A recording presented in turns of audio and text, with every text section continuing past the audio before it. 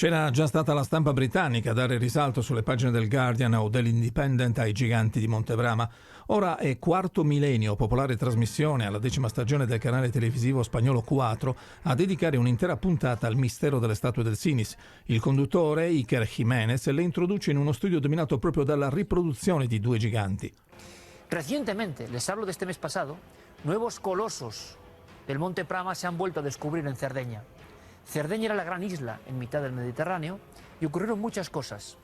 Los sardos tienen fama de reservados, pero estas figuras tienen 3.300 años.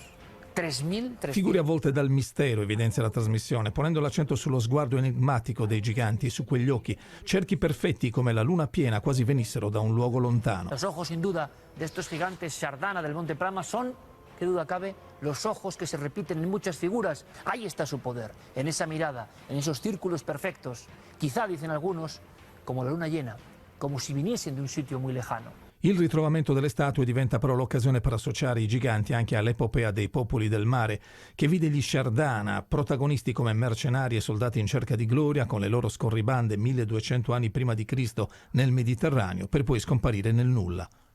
Uno de los pueblos del mar eran los Shardana. Se habla de mercenarios, se habla de ejércitos un poco buscando su propia gloria, pero nadie lo sabe. Hay una historia aún más bonita, bonita dentro de la destrucción, porque no dejaron piedras.